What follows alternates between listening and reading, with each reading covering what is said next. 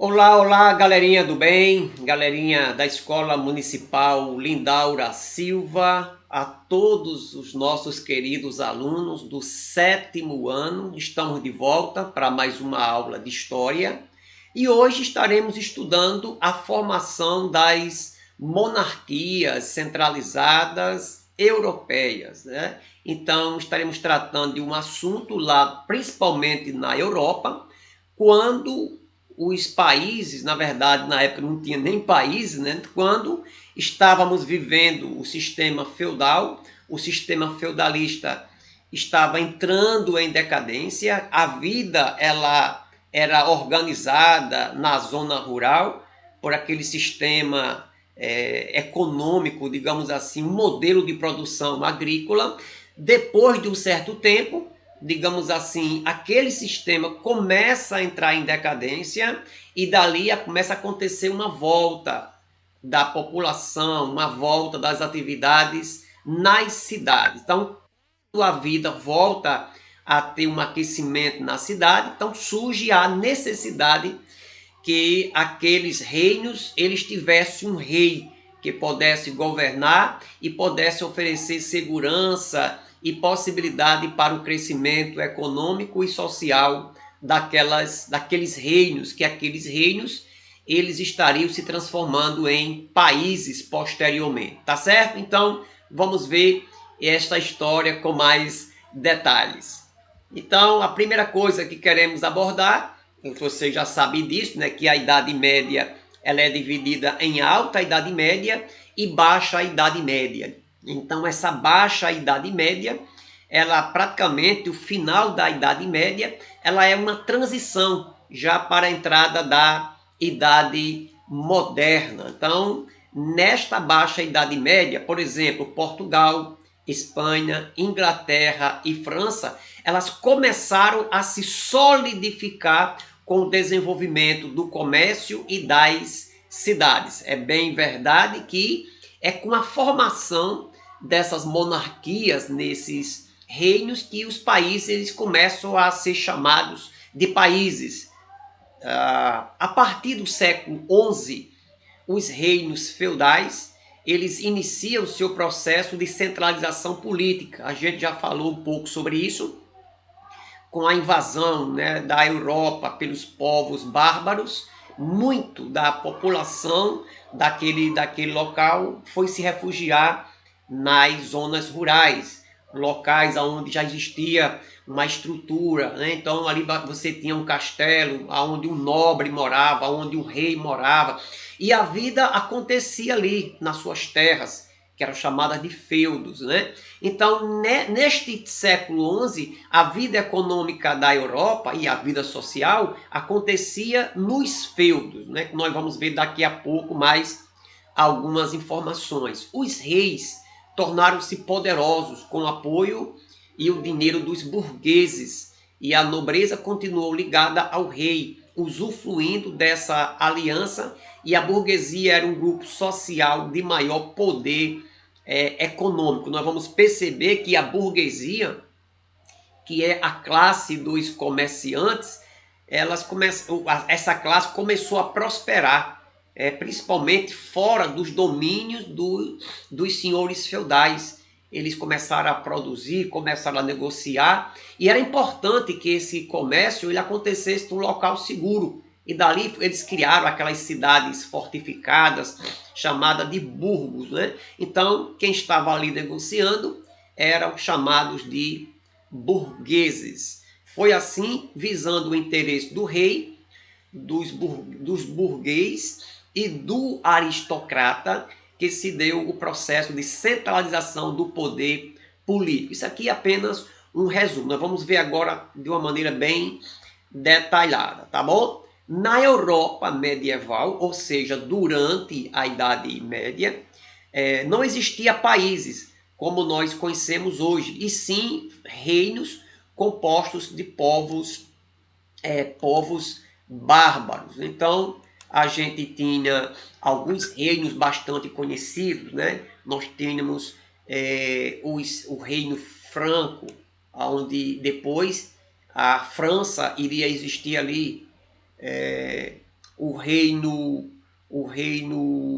anglo-saxônico, que ali depois iria se chamar Reino Unido, Inglaterra, aquele local todo. Então aqui você vai ter um ambiente da Europa que nessa ocasião não tinha os países, digamos assim, os países separados, os países independentes. Então isso veio ocorrer posteriormente, tá bom? Isso aqui é uma figura, é uma imagem da Europa por volta do ano 526, no século VI, né? Então, o processo é longo até os países se tornarem independentes. Em cada um desses reinos se falava uma língua específica, a maior parte delas foi misturada ao latim, que foi introduzido na região europeia a partir do século III a.C.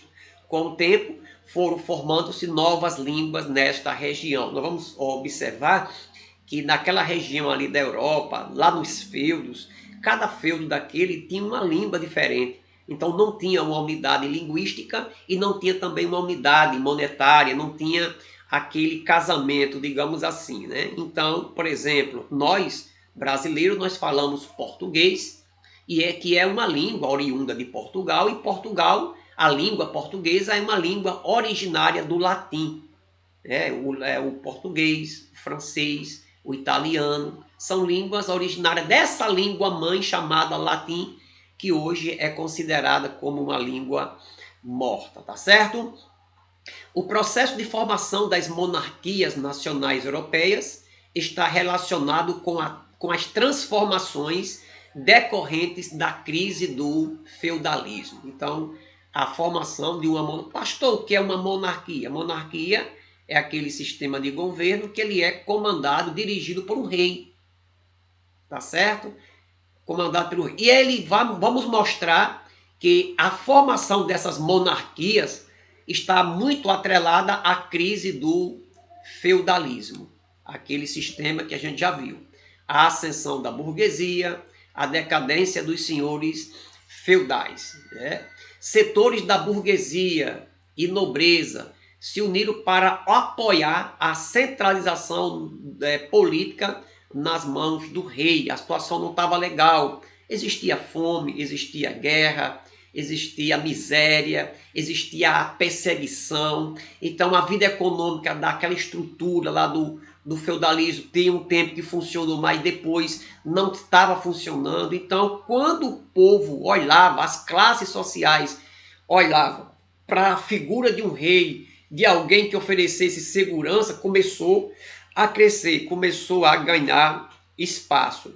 Necessidade do rei em garantir seus privilégios e também interesse. Então existia um interesse muito grande das classes, dos movimentos da época que nós vamos ver já daqui a pouco, tá certo? Formação das monarquias nacionais. Aqui você vai ter já uma figura de um monarca, de um governo centralizador, que essas monarquias nacionais ou centralizadas, elas se tornaram o famoso regime do velho regime, aqueles governos ditatoriais, e os estados nacionais resultaram de um longo processo de unificação política que se iniciou na Europa no século XIV. Até esse momento, o poder político estava descentralizado nas mãos dos senhores feudais. Pastor, o que significa a palavra descentralizado? Você tinha vários feudos, em cada feudo daquele tinha um rei, tinha uma espécie de nobre que tomava de conta, tinha aquelas pessoas que defendiam, tinha os seus servos, tinha a sua vida econômica. Então era como se fosse eram vários feudos e cada um tinha o seu modo de governo, a sua vida. Então era uma coisa muito descontínua, muito descentralizada, tá bom? Só uma pergunta, eu não sei se você já sabia. Atualmente, a monarquia, que é o sistema de governo comandado por um rei, por um monarca, por um imperador, é a forma de governo adotada em 40 países. A mais antiga monarquia ainda hoje vigente é da Inglaterra, tá certo? Então até hoje você tem a Inglaterra como sendo um país monárquico, e aí você vai ter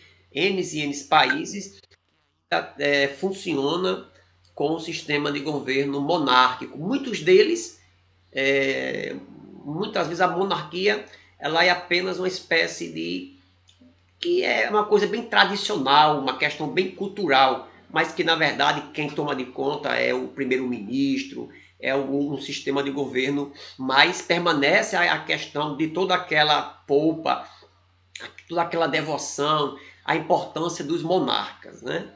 Então, só para a gente ver o período aí da Baixa Idade Média, né, quando lá na Europa o sistema é um sistema econômico, um modelo de produção econômica, de um sistema político, não deixa também de ser, funcionava com essas características de um feudalismo. Aqui você vai ter uma imagem de um nobre, uma situação de um nobre com seu castelo, com as suas terras, com os seus servos trabalhando, com a sua segurança contra os bárbaros. Então, assim, isso aí que foi o modelo econômico, o modelo de produção, o modelo social que vigorou na Idade Média por muito e muitos anos, tá bom?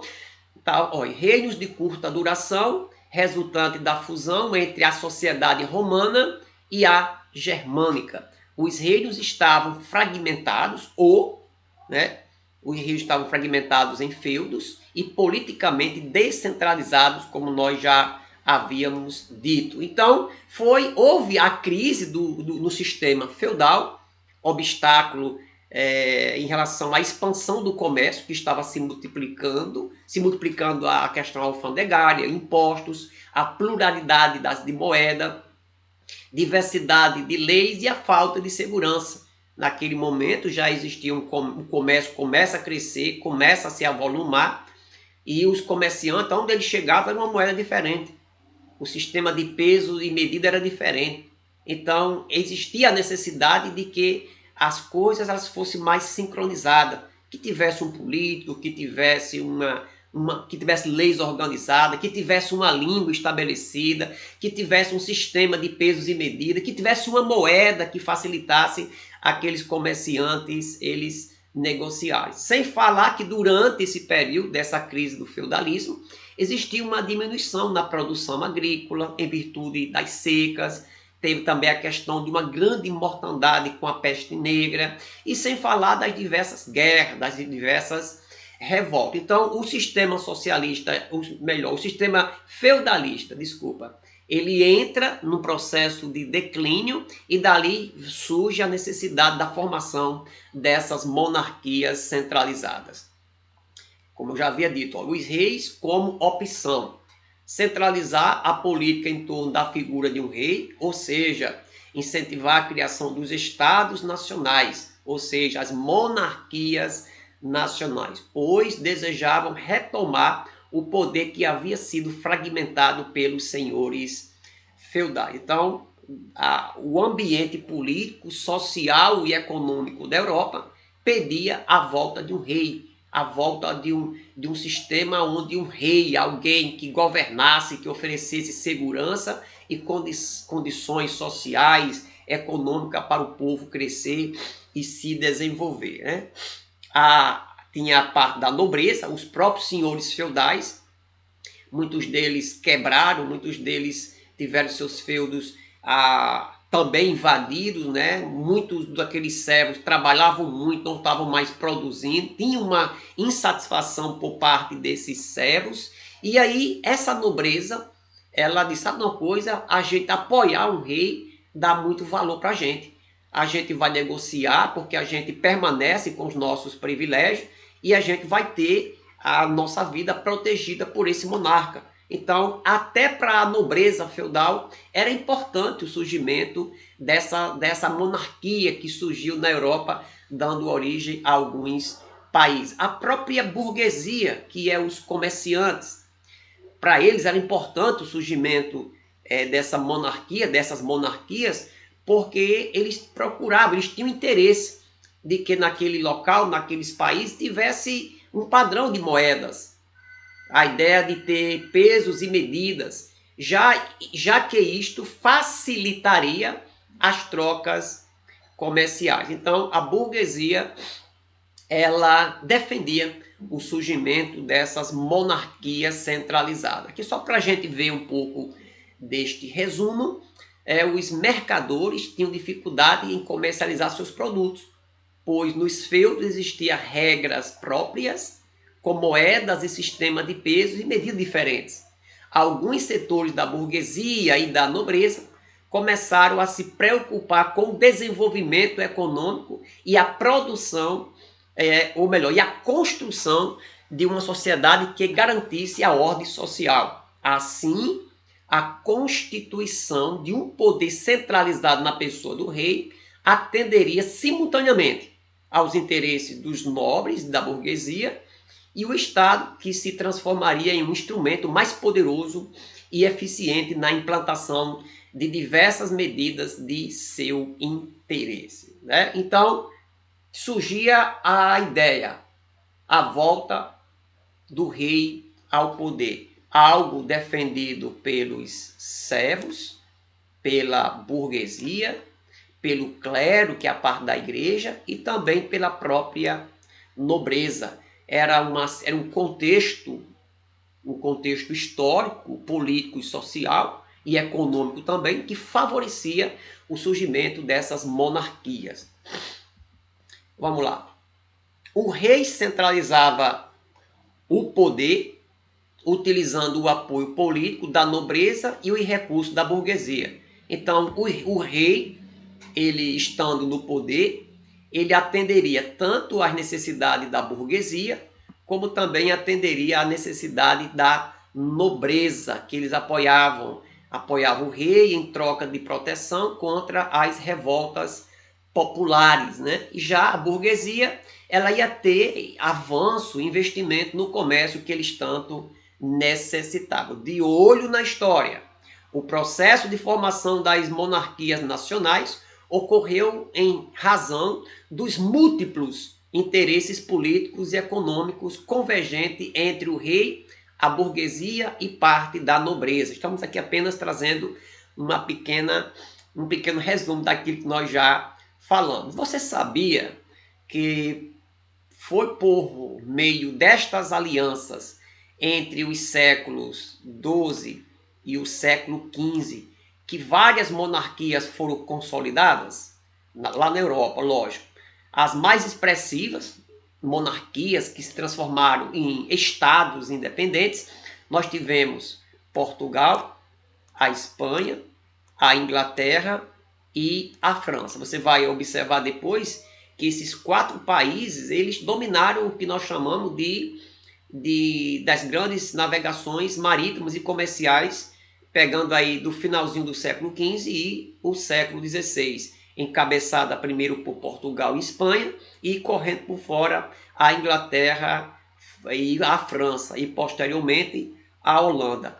Por exemplo, mas países que na época eram apenas reino, como a Itália e a Alemanha, eles demoraram, né, a se tornar estados independentes, só veio acontecer isso no século XIX. Então, como país, ou como países, por exemplo, Itália e Alemanha, eles são bem mais recentes do que a Espanha, Portugal, Inglaterra e a França. Vamos ver aqui as principais características da formação das monarquias nacionais. A centralização do poder real, com a unificação política e jurídica, a ideia do rei, ele ser ao mesmo tempo responsável pela vida política e pela vida judicial que envolvia aqueles países. A organização do aparelho administrativo do Estado, né? Então a vida econômica, social, organizada através do Estado, o Estado administrando, apesar que naquele período os reis, eles tomaram esse poder, se dizendo que eles mesmos também, eles eram o próprio Estado, né? O imperador chegou a dizer isso. A consolidação do território nacional e de uma língua oficial. Elaboração de leis e normas, aparelhamento de um exército nacional, que muitos daqueles reis, eles compravam os soldados, contratavam os soldados para lutar no seu reino, para lutar naquele já Estado independente. Como ocorreu a formação dessas monarquias nacionais? A formação, vamos ver agora como foi, né? A formação de Portugal e Espanha está relacionada a uma luta, né? Que se deu pela expulsão dos muçulmanos que estavam ali na Península Ibérica, numa guerra chamada de Guerras de Reconquista. Era um território que pertencia antigamente àqueles reinos, só que os muçulmanos tomaram de conta, invadiram. Então, essa luta para reconquistar aqueles territórios foi chamada de Guerra de Reconquista, e dali nasce dois países. Nasce Portugal e também nasce a Espanha, ali naquela Península Ibérica. Em Portugal, os territórios reconquistados ficaram sob a administração dos condes, sendo por isso chamado de condados. Já na Espanha, eles deram origem aos diversos reinos. No século XV, estes povos foram totalmente expulsos e desde então iniciou-se a formação da monarquia portuguesa e da monarquia espanhola. Aqui você vai ter uma imagem que possa ilustrar bem essa ideia lá da Península Ibérica, que por volta aí do século XI, olha, você tinha aqui esta realidade. Você tinha aqui esta realidade. Olha, com o tempo, esses territórios aqui que antes eram ocupados pelos muçulmanos, eles foram tomando, eles foram sendo retirados, foram sendo tirados, expulsos, e dali foram sendo formados ali territórios, né? Por exemplo, aqui, ó, o Leão, Navarra, Aragão, ó, Castela. Então, esses reinos aqui, esses locais aqui, eles eram governados, lógico, por famílias, né? Por famílias reais, por famílias nobres, digamos assim, né? Que aí, pelo casamento de um com o outro, os territórios foram se fundindo, os muçulmanos sendo expulsos, e quando chegamos aí ao século XV, nós temos esta realidade, já a formação aqui de Portugal, e o restante desses reinos aqui formaram a Espanha, dando origem assim a estes dois países. De maneira mais detalhada, vamos ver direitinho a formação de Portugal, da monarquia portuguesa. Vamos ver aqui um pequeno texto que diz assim: Portugal nasceu exatamente a partir da faixa de terra retomada por cristãos sob o comando do rei Afonso VI de Leão, que passou a sua administração ao nobre francês Henrique de Borgonha, em reconhecimento por seu empenho na luta contra os muçulmanos. Outra coisa, o território recebeu o nome de Condado Portucalense e permaneceu nessa condição até o ano de 1139, quando o filho de Henrique de Borgonha, Afonso Henriques, e um grupo de políticos que o apoiava conquistaram a independência do condado, dando assim origem ao reino de Portugal, que automaticamente ao país chamado Portugal. Aqui você está vendo direitinho a formação de Portugal. Já a Espanha, formação, né, da monarquia lá na Espanha, nós temos a seguinte situação. Do mesmo modo que lá em Portugal, a formação da Espanha se deu a partir da expulsão dos muçulmanos de seu território. Os territórios reconquistados se tornaram reinos. Esses reinos eram o quê? O reino de Leão, Castela, Navarra e Aragão. Aos poucos, esses reinos eles foram se incorporando por meio de lutas ou então por casamento, né? Então, foram formando uma espécie de reino só, até dar origem aí à Espanha. Olha, Fernando, herdeiro do trono de Aragão, casou-se com Isabel, irmã do rei de Leão de Castela, dois reinos, promovendo a união desses reinos e consolidando o domínio sobre quase todo o território que hoje corresponde à Espanha. Vamos ver a questão da formação do país, da Inglaterra, e posteriormente dessa monarquia, né, naquele país. Antes de tornar-se uma monarquia centralizada, as Ilhas Britânicas elas eram formadas por quatro reinos. Quatro reinos.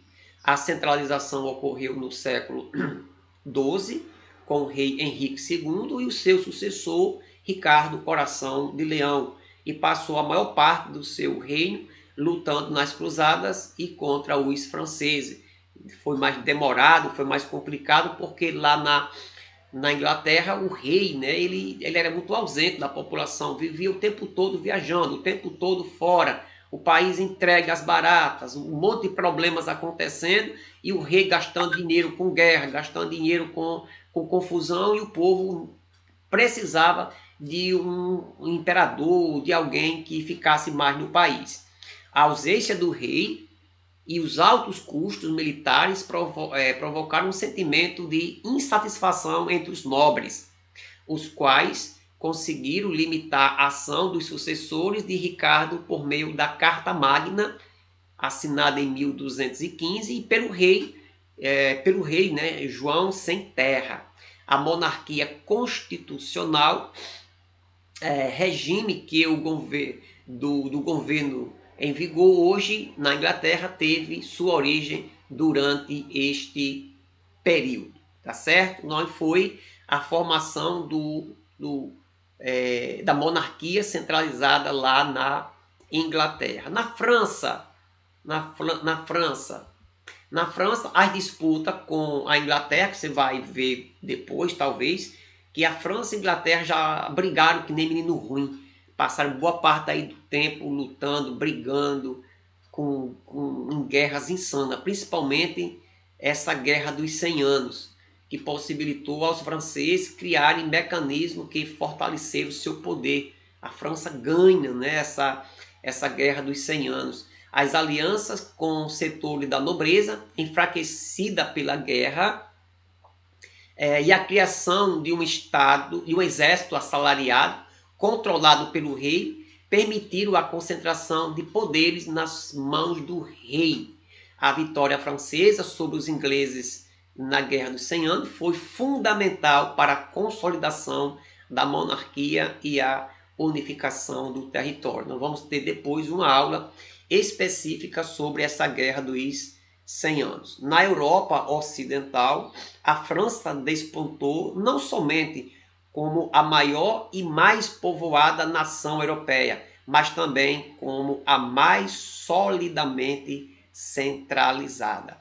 As monarquias europeias nos idos anos do século XVI, já ali beirando já o início das grandes navegações marítimas e comerciais. Então aqui você já vai ter, né, as monarquias sendo organizadas aqui, ó, em Portugal, na Espanha, na França, aqui nessa parte da Inglaterra, também aqui já no Reino Unido, e aí vai, né? Vai se formando ao longo dos anos. De olho na história.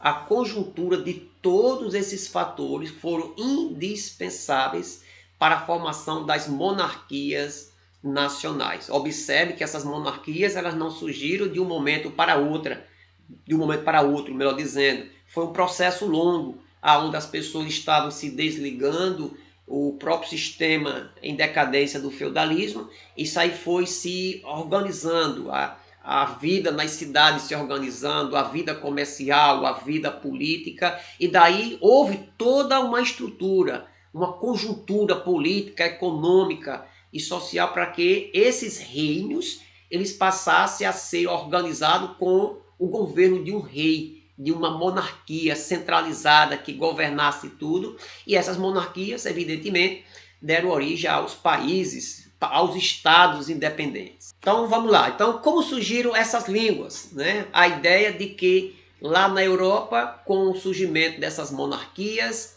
dessa transição do feudalismo para essas monarquias absolutistas, para essas monarquias nacionalistas, existia também a necessidade e a importância de uma língua que pudesse unir as pessoas, unisse o comércio e por aí vai. Como surgiram tais línguas? Principalmente a ideia do latim. Então, durante o Império Romano, o uso do latim, principalmente o latim vulgar, que é o latim popular falado pelo povo, foi somado às línguas dos chamados povos bárbaros. Então, quando o latim ele foi sendo somado, foi sendo mesclado com a língua desses povos bárbaros, muitas dessas línguas que são faladas hoje na Europa evoluíram da influência desses dialetos desses povos invasores, a união dessas línguas dos bárbaros com o latim lá do Império Romano. Ainda sobre as línguas, com a queda do Império Romano no século V, por volta do ano 476, o latim culto, que é o latim mais, digamos assim, mais rebuscado, o latim mais nobre, né? Mais fino, mais culto mesmo, foi preservado pela Igreja Católica. Na Idade Média, o latim foi usado pelas chancelarias e cientistas, a partir de um longo processo e permeado por assimilações e resistências linguísticas, foram surgindo alguns idiomas falados ainda hoje, como o português, o espanhol, o inglês e também o próprio francês. Então aqui a gente encerra a nossa aula de hoje, falando sobre a formação dessas monarquias centralizadas ou dessas monarquias nacionais, aonde aqui a gente viu a transição do sistema feudal para o sistema monárquico, esse processo onde a Europa ela sentia a necessidade do governo estar centralizado na mão dos reis, era benefício para o povo, benefício para a nobreza, benefício para a burguesia e benefício de um modo geral. Então foi nesse contexto que as monarquias elas se formaram. Então fica para vocês esta atividade que vocês postam para mim até amanhã, lógico, nós damos assim as 24 horas que sempre a gente estabelece. Então um forte abraço, um joinha e até a próxima aula.